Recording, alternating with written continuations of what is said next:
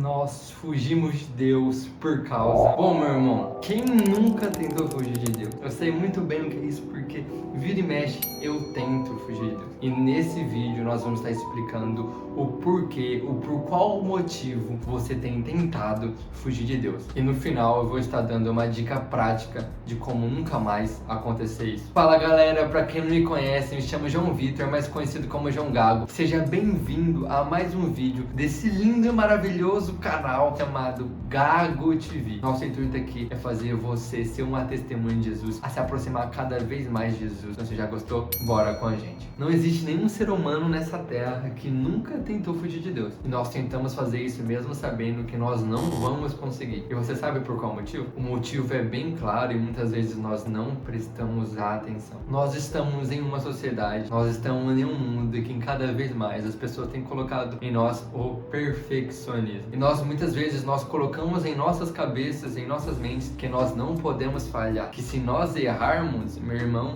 não há mais volta. E isso fica muito claro que não apenas nesse momento, mas sim desde a criação da humanidade. Quando nós olhamos para a criação de Adão e Eva, quando Adão falhou, quando Adão errou, quando Adão pecou contra si e contra a sociedade, ele sabia que Deus estava vendo, ele sabia que Deus era onipotente, onisciente. O que Adão e Eva tentou fazer? Tentou fugir de Deus. Quando eu e quando você, quando nós falhamos, quando nós erramos, quando nós frustramos pessoas, ou até mesmo achamos que nós frustramos a Deus, nós temos a tendência de tentar fugir, seja de quem quer que seja. E quando nós olhamos para o Novo Testamento, quando nós olhamos para Pedro, que é o pai da igreja, Pedro, que Jesus disse para ele que ele fundaria a igreja, ele fez a mesma coisa. Pedro, logo após ter sido revelado a ele que Jesus era o Cristo, Jesus o disse: você será a pedra que eu vou edificar a minha igreja. Jesus exaltou como ele estava sendo deixado usar pelo Espírito Santo, como ele tinha sido ousado de colocar para fora aquilo. Mas quando Jesus o diz para aqueles discípulos, para aquelas pessoas, o que o frustraram, coisas que frustraram sua expectativa, que ele iria ter que morrer, que ele ia ter que ir pro madeiro, qual foi a reação de Pedro? Pedro foi explosivo e Pedro disse assim: eu jamais vou te abandonar, o Senhor não é digno de ir para lá, se for preciso eu vou lutar. E quantas vezes não acontece exatamente isso na nossa vida? Deus não dá uma ordem direta, mas muitas vezes essa ordem nos frustra. Ou muitas vezes Deus nem dá uma ordem que nós estamos vendo ou ouvindo. Deus fica em silêncio. E não é a resposta que nós queremos antecipar. É onde nós nos frustramos. Jesus disse para Pedro assim: antes que o galo cante 3 vezes você vai me negar. Dito e feito. Pedro cortou a orelha do soldado. Pedro negou Jesus 3 vezes. E quando ele viu, quando ele se frustrou e frustrou as pessoas que estavam em volta dele, qual foi a reação de Pedro? Querer voltar para a sua antiga vida, querer fugir de Deus e querer fugir das pessoas. Como fica claro isso em nossas vidas quando nós trazemos para o nosso cotidiano, quando nós trazemos para o dia a dia, quando nós falhamos, quando nós pecamos, quando nós erramos, a nossa tendência simplesmente é fugir de Deus. Falar: meu Deus, eu errei, eu não sou perfeito, eu errei, eu falhei. E assim como Pedro, nós não chegamos e falamos isso para Jesus. Nós nos excluímos, nós afastamos da sociedade que nós estamos inseridos por medo de falar que eu errei, por medo de demonstrar sua fraqueza, por medo de demonstrar a sua falha. Mas eu acho tão maravilhoso que quando Jesus ressuscita, o que ele faz? Ele vai atrás de Pedro, daquele falho, daquele que tinha o negado. Neste momento, Jesus ele deixa bem claro que ele conhece a nossa fraqueza, que ele sabe que nós vamos errar, mas se nós tivermos o coração disposto a voltar, ele vai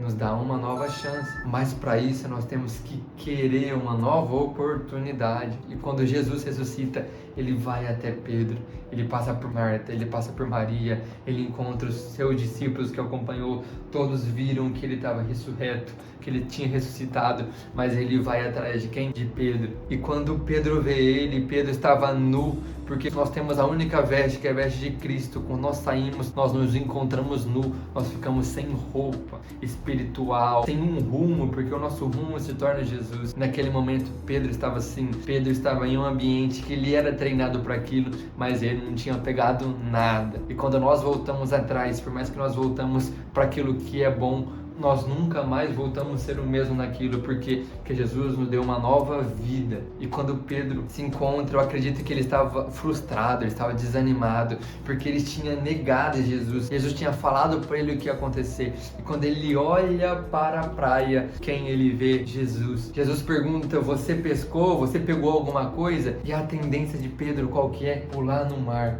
Tentou se esconder de Deus novamente, porque muitas vezes Deus nos apresenta para nós, mas em vez de nós sermos sinceros, nós escolhemos continuar escondendo as nossas fraquezas e as nossas falhas. E nós queremos esconder daquele que sabe tudo de nós, porque muitas vezes Deus nos apresenta para nós, mas em vez de nós sermos sinceros, nós escolhemos continuar escondendo as nossas fraquezas e as nossas falhas. E nós queremos esconder daquele que sabe tudo de nós, porque muitas vezes Deus nos apresenta para nós, mas em vez de nós sermos sinceros, nós escolhemos continuar escondendo as nossas fraquezas e as nossas falhas. E nós queremos esconder daquele que sabe tudo de nós, que sabe até mesmo o mais profundo no nosso coração. Ele sabe de nós mais do que nós mesmos, e mesmo assim nós queremos esquecer dele, nós queremos fugir dele. Olha, tem cabimento isso? Jesus deu uma ordem para aquele discípulo, para eles jogarem a rede do lado direito, e ali a gente percebe uma mudança de mentalidade na hora, porque Pedro poderia ter reclamado, Pedro poderia ter falado assim: não vai adiantar, mas ele sabia que a decisão de desobedecer a Deus tinha colocado na reação que ele estava. E quando nós entendemos, se você chegou aqui, significa que você entendeu que todas as decisões que você tomou lá atrás virou uma bola de neve que te fez chegar aqui. Agora nós temos a opção, nós temos a escolha. Jesus está te apresentando para você que você errou, que você está errado, você sabe disso, mas quer agora a gente obedecer ou continuar sacrificando ou continuar errando. Pedro escolhe obedecer desde aquele momento. E Pedro jogou do lado direito, aonde Jesus tinha o mandado jogar. E o que aconteceu? Pesca maravilhosa, veio um peixe cheio, mas Jesus já tinha um banquete lá para eles preparado na praia. Jesus não precisava daqueles peixes. Eles chegarem lá, Jesus conversa com Pedro mais uma vez, porque por mais que Jesus nos apresente, nos dá uma ordem, mas vai chegar um momento em que para ele, eu acredito que tem mais prazer, que é um encontro face a face, quando nós fechamos a porta do nosso quarto, quando nós entendemos que nós estamos errados, quando nós entendemos que nós falhamos, quando nós entendemos que a minha atitude me fez chegar aonde Deus não queria que eu estivesse. Quando nós entendemos isso, Deus ele nos apresenta a nós não apenas com uma fala, mas sim com um relacionamento. É aquilo que estava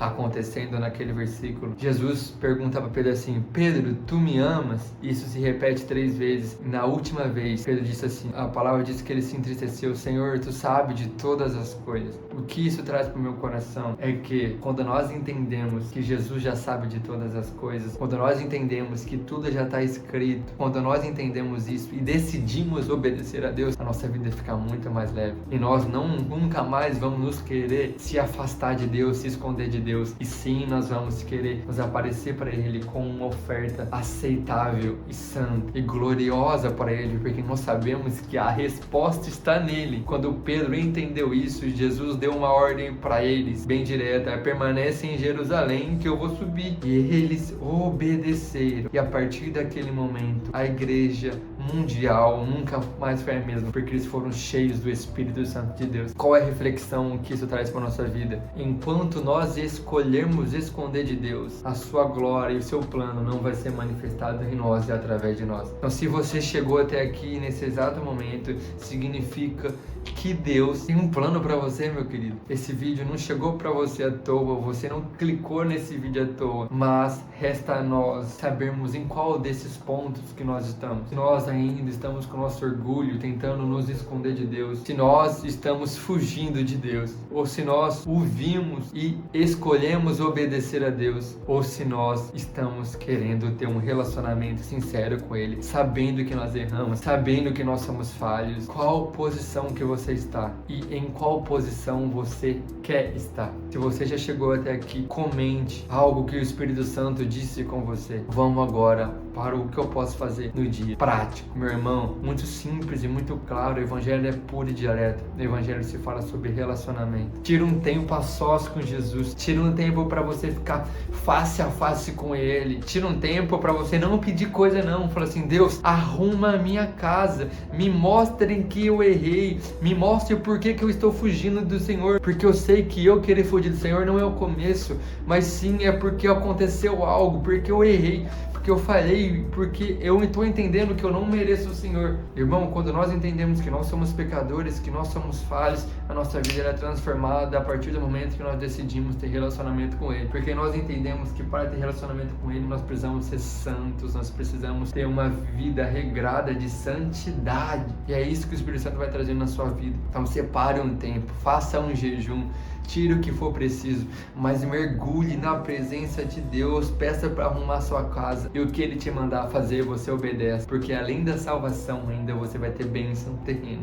Olha como nós servimos a um bom Pai. E se esse vídeo foi bom para você, não esqueça de se inscrever e compartilhe, porque não são apenas números, são almas, então vamos atingir a maior quantidade de almas possível. E não esqueça que Deus nunca falha. É isso, fui!